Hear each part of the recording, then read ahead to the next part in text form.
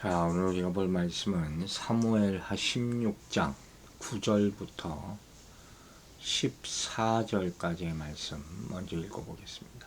수르야의 아들 아비새가 왕께 여짜오되 이 죽은 개가 어찌 내 주 왕을 저주하리이까? 청하건대 내가 건너가서 그의 머리를 베게 하소서 하니 왕이 이르되 수르야의 아들들아 내가 너희와 무슨 상관이 있느냐? 그가 저주하는 것은 여호와께서 그에게 다윗을 저주하라 하심이니 네가 어찌 그리하였느냐 할 자가 누구겠느냐 하고, 또 다윗이 아비새와 모든 신하들에게 이르되 내 몸에서 난 아들도 내 생명을 해하려 하거든 하물며 이 베냐민 사람이랴. 여호와께서 그에게 명령하신 것이니 그가 저주하게 버려두라. 혹시 여호와께서 나의 원통함을 감찰하시리니 오늘 그 저주 때문에 여호와께서 선으로 내게 갚아 주시리라 하고, 다윗과 그의 추종자들이 길을 갈 때 시므이는 산비탈로 따라가면서 저주하고 그를 향하여 돌을 던지며 먼지를 날리더라. 왕과 그와 함께 있는 백성들이 다 피곤하여 한 곳에 이르러 거기서 쉬니라. 오늘 본문은 다윗이 계속 이렇게 조롱과 멸시를 당하는 그런 모습 가운데서 다윗의 신앙이 다시 한번 드러나는 그런 참 감동적인 장면이에요. 우리가 세상에서 핍박받으면서 어떻게 이것을 인내하고 또 감당하며 살아야 하느냐, 그 신앙인의 참모습, 이런 걸 보여주는 것이죠. 먼저 스루야의 아들 아비새라는 사람이 등장하죠. 요압의 동생이에요. 즉 다윗 왕의 조카이자 그 충성스러운 부하라고 할 수 있죠.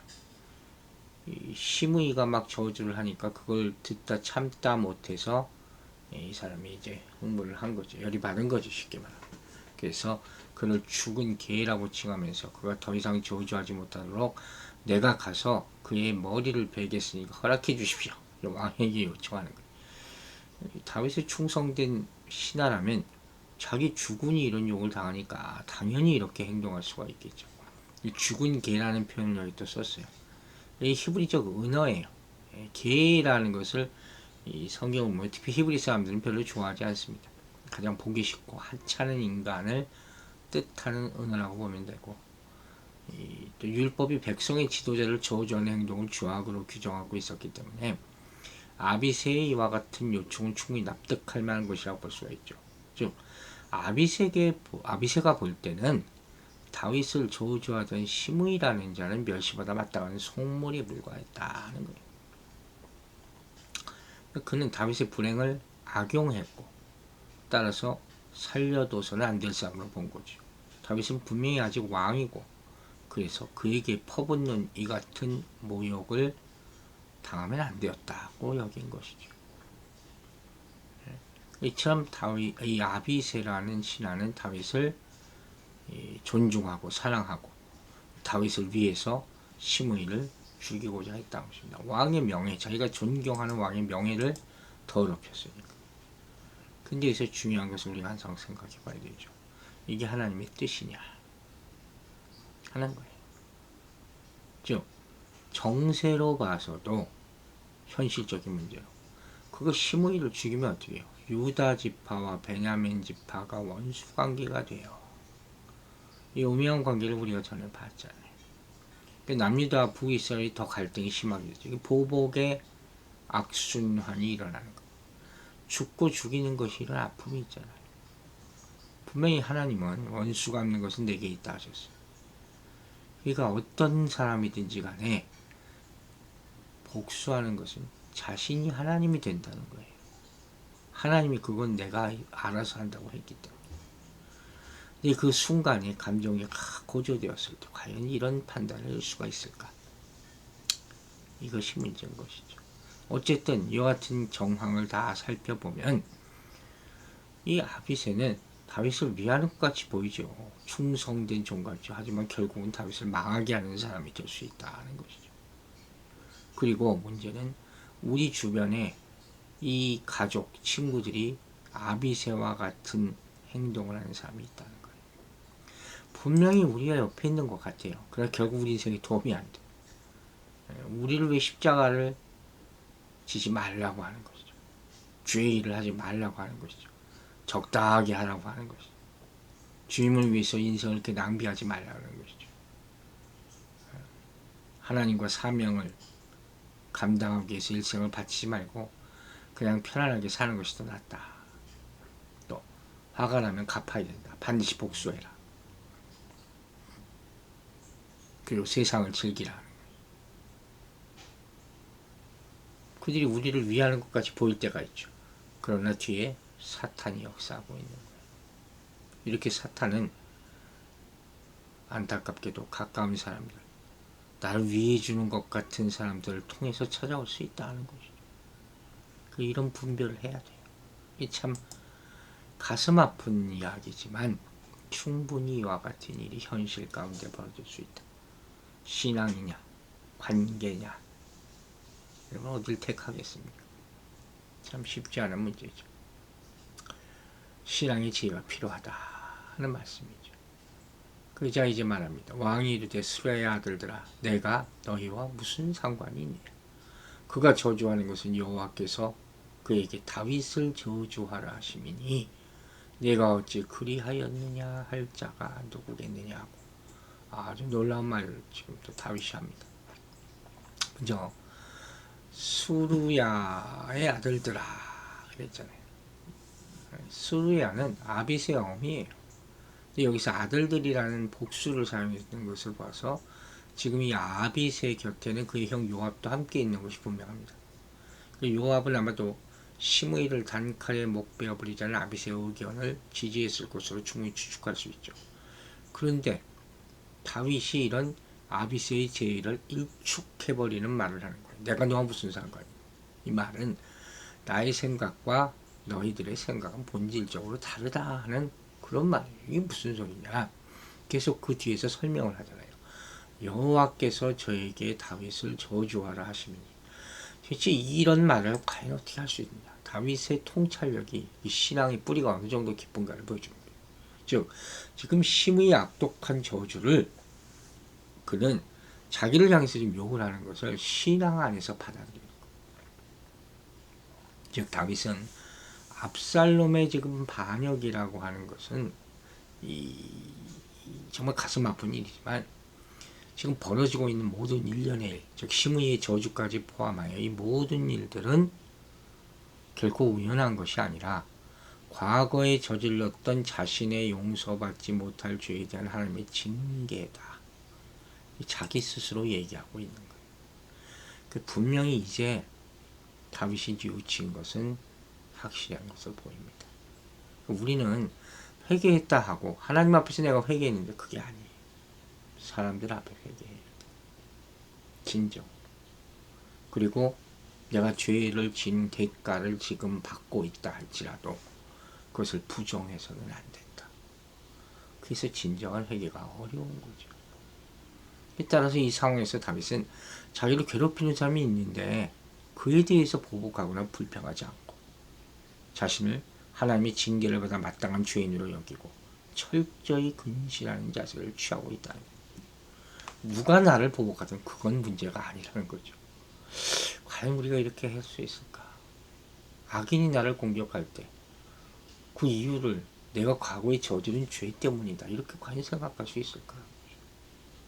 여기까지 왔다는 것은 분명히 다윗이 과거에 자기가 잘못한 것에서 회개하고 이제 인간에게 당하는 억울함보다는 하나님 앞에 저질렀던 자신의 추악한 죄를 먼저 생각하는 그런 신앙의 모습을 보여주고 있다. 참 놀라운 모습이 이렇게 나타나는 거예요. 즉 다윗은 하나님께서 시므이를 통해서 자신을 훈련하고 있다 생각한 거죠. 우리가 알다시피 다윗은 밧세바를 범하고 남편 우리아를 죽이지 않습니까? 강간한 암논을 책망하지 않았고 살인한 압살롬을 벌주지 않았어요. 그리고 하나님이 이런 죄악된 자신을 시므이를 통해 훈련하신 것으로 생각했다. 이게 참 쉽지 않죠. 그런데 이렇게 해야 된다는 거죠. 그래야지 새로운 자유를 누릴 수 있다는 거죠. 내면의 성숙, 이걸 이룰 수 있는 거예요. 신앙에 성숙이 없다면 항상 어린아이 같을 수밖에 없는데, 그 성숙은 그냥 연륜으로 이루어지는 것이 아니에요. 고난을 감당해야 된다는 거예요. 안 그러면 예수 믿는다 해도 똑같이 분노하고 똑같이 복수하고 이게 망가지는 거죠. 또 이런 저주를 운명으로 생각하고 체념하는 사람도 있어요. 그럼 어떻게 마음속에 한이 맺히는 거죠. 이런 것이 다 쓴뿌리가 되는 거예요. 또 다윗이 말합니다. 11절 봅시다. 아비새와 모든 신하들에게 이르되 내 몸에서 난 아들도 내 생명을 해하려 하거든 하물며 이 베냐민 사람이라. 그리고 이렇게 말하죠. 여호와께서 그에게 명령하신 것이니 그가 저주하게 버려두라. 참 저는 이 말을 보니까 가슴이 먼저 아팠어요. 내 아들이 나를 배신하는데 내가 누구를 탓하랴. 그죠? 심의 저주가 하나님의 징계로 나는 받아들인다 하는 거예요. 자신의 아들도 자신에게 반기를 들었는데 하물며 다른 지파 출신 사람이 나를 저주한다는 것쯤이야 충분히 있을 수 있는 것 아니에요. 틀린 말은 아니죠. 가슴 아픈 것은 말이지. 여기서 생각해 봅시다.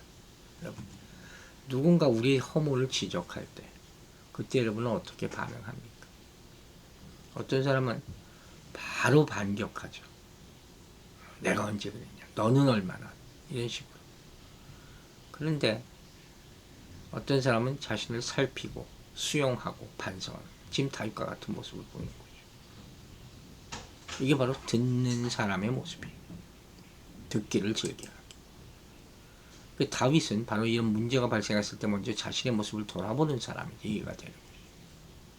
즉 그는 이러한 이 자신을 공격하는 말이 있을 때 감히 누가 나에게 이렇게 반응하지 않았단 말이에요.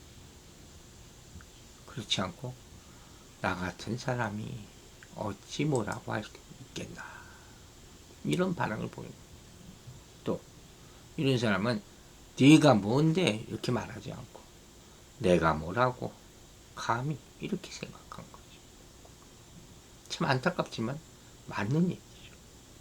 그는 심의가 한 말의 옳고 그름이나 그의 자격을 따지기보다 자신이 하나님 앞에서 얼마나 부족하고 문제가 많은 사람인지를 생각하고 있는 것이죠. 이처럼 하나님은 모든 상황을 통해서 다윗을 낮추셨고 다윗은 철저히 낮아져서 겸손한 사람이 되는 것이죠. 그리고 중요한 것은 그가 바로 다시 회복하는 출발점이 되었다는 거예요. 여러분, 우리는 밑에까지 내려와야 돼. 그래야지 새로운 인생을 시작할 수 있다는 것입니다. 그리고 12절에서 계속 고백합니다. 혹시 여호와께서 나의 원통함을 감찰하시리니 오늘 그 저주 때문에 여호와께서 선으로 내게 갚아주시라고 전적으로 하나님께 맡기겠다는 얘기 아닙니까? 다윗이 이 상황에서 내가 화를 내거나 복수를 하거나 이런 것이 아니라 하나님의 자비를 바라고 있는 모습이 나타나는 거죠. 여기서 이제 원통함과 저주라는 용어가 서로 대조되는 거죠. 이 원통함에 해당하는 히브리어 원어는 뭐입니까? 이 아인이라는 단어를 썼네요. 이 죄, 사악한 행동을 의미하는 그런 말이에요. 여기서는 11장에 나오는 다윗이 과거 실제 범했던 죄를 의미하겠죠. 반면 여기 나오는 저주라는 단어는 심의가 다윗에 행한 저주를 의미하는 것이죠. 다윗이 사울과의 어느 누구도 죽이지 않았음에도 불구하고 사울과의 피를 흘린 자라는 저주를 받은 것을 가리키는 말이겠죠. 따라서 다윗은 자기가 이런 이 수치를 묵묵히 감수하다 보면 하나님께서 자기에게 가해진 저주를 다 기억하시고 결국은 자기를 긍휼히 여겨주실 것이다, 이렇게 말하고 있는 거예요. 자기 손에는 전혀 피를 묻히지 않는 것이죠. 복수하지 않는 것이죠. 이게 다윗의 신앙이에요. 현재 자기 억울한 형편을 정확히 살펴보시는 하나님을 믿고 또 일정한 징계 기간이 지나면 자기를 이 위기 가운데 구원해 주실 것이라는 강한 확신을 지니고 있음을 볼 수 있는 것이죠. 이처럼 성도는 사람을 의식하기 전에 거룩하고 의로우신 하나님을 의식하며 살아가야 된다. 이걸 우리가 먼저 못하니까 항상 분을 내 다투게 되는 거죠. 베드로가 성도가 부당하게 고난을 받아도 하나님을 생각하며 슬픔을 참으면 아름다운 일이라고 했죠. 베드로전서 2장 19절 말씀. 제가 베드로전서 자꾸 읽으라 했잖아요. 이 내용이 참 좋다고. 이 이유는 뭡니까? 성도는 고난받으신 그리스도의 자취를 따라가야 하기 때문에 그리스도인이라는 명칭 우리가 갖기를 진짜 원한다면 고난이 당연히 나오는 거예요. 우리 가는 길은 좁은 길이에요. 이 길을 가기 위해서 부르심을 받은 거예요. 택함을 받은 거예요. 그러므로 주님 오시는 그날까지 인내하면서 주님을 따라갈 때 결국 하나님으로부터 칭찬을 받을 것을 잊지 마시기 바랍니다. 이 힘든 상황에 다윗은 이 상황을 하나님의 훈련으로 받아들이고 또 하나님의 장래의 상 주심으로 받아 믿음의 눈으로 본 거예요. 하나님이 자신의 원통함과 억울함을 살피실 것을 믿은 것이죠. 그리고 결국 그의 믿음대로 그를 다시 돌아오게 하셨고 왕이 되게 하셨죠. 여러분, 우리가 죄 없이 고난받으면 결국 하나님의 상을 받습니다. 잊지 마시고 믿으시기 바랍니다. 다윗은 자신의 손에 피를 묻히지 않고 하나님이 친히 복수하시기를 기다렸고 하나님은 하나님의 때에 솔로몬을 쓰셔서 결국 시므이를 심판하십니다. 이렇게 우리는 하나님과의 관계 속에서 모든 사건을 바라봐야 돼요. 저도 마찬가지예요. 돌아보면 죄를 비난하는 사람이 왜 없겠습니까? 욕하는 사람도 왜 없겠습니까? 그런데 저는 아무 말도 하지 않았어요. 하나님이 아시니까 물론 제가 잘못한 것도 있고 그 상대방이 잘못한 것도 아끼죠. 하나님이 벌 주실 때 벌 주시고 회개하게 하실 때 회개하게 하여 주실 줄로 믿습니다. 내가 나서지 말고 하나님이 하게 하셔야 되는 거예요. 나는 이 시간을 연단의 시간으로 보는 것이죠. 우리 모두 마찬가지입니다. 13절 보세요. 다윗과 그의 추종자들이 길을 갈 때 시므이는 산비탈로 따라가면서 저주하고 그를 향하여 돌을 던지며 먼지를 날리더라. 아주 갖은 모욕을 다 준 거죠.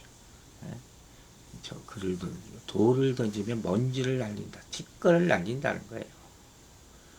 다윗을 모독하는 의미로 그 앞길에만 먼지를 일으키고 있는 거죠. 그 흙먼지가 다윗과 그 모든 사람의 머리를 다 덮었을 거 아닙니까? 이게 왕 앞에 얼마나 불경한 일입니까?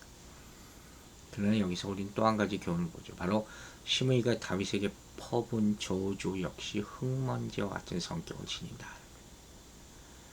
이 다윗에게 퍼본 저주가 합당치 않은데 그 저주는 도리어 저주를 바랬던 시므이에게로 되돌아갈 겁니다. 흙먼지를 익히면 자기도 흙먼지를 뒤집었을 수 있기 때문에 그래서 우리가 그냥 인내해야 되는 것이죠. 마지막 14절 왕과 그와 함께 있는 백성들이 다 피곤하여 한 곳에 이르러 거기시니라. 다윗과 그를 따르는 온 백성은 혹시라도 있을지 모르는 압살롬의 추적을 피해 서둘러 도망하는 상황이었기 때문에 모두 피곤에 지쳐 있을 것이죠. 그래서 지금 한 곳에 이르러서 원기를 회복하고자 했던 것이죠. 아마 다윗은 이때 시편 3편을 지어 불렀을 것이고 시편 3편에는 다윗이 그의 아들 압살롬을 피할 때 지은 시라는 표제가 붙어있어요. 우리도 다윗과 같이 정말로 온전히 하나님의 손에 맡기고 겸손함으로 다시 회복하는 그런 출발점을 삼으면서 모든 악한 무리들의 공격을 이겨내기를 주의 이름으로 축원합니다. 기도하겠습니다. 하나님 아버지 감사합니다. 우리도 많은 공격을 받으면서 삽니다. 억울하고 참 가슴 아플 때도 많지만 다윗은 절대로 자기가 그것을 갚으려 하지 않았습니다. 어처구니 없는 비난을 받아도 인내하고 하나님께서 오히려 나를 징계하시는 시간이다 이렇게 여겼습니다. 아버지 우리를 도우심을 믿습니다. 끝내는 우리가 승리하도록 인도해 주실 줄로 믿습니다. 이 힘든 시간들을 잘 극복해 나가도록 도와주시고, 특별히 내가 내 맘대로 몸을 가누지 못하는 어려운 환경 가운데 병상에 누워있는 사람들, 내 뜻대로 일이 잘 풀리지 않는 사람들을 주님께서 불쌍히 여겨주시고 주의 큰 손으로 일으켜 세워 주시옵소서. 내 삶 가운데 이루어지는 모든 일을 원망하지 말게 하여 주시고 하나님의 축복 가운데 맡기면서 묵묵히 하루하루를 인내할 수 있도록 믿음에 믿음을 더하여 주시옵소서. 감사드리며 예수 그리스도 이름으로 기도했습니다. 아멘.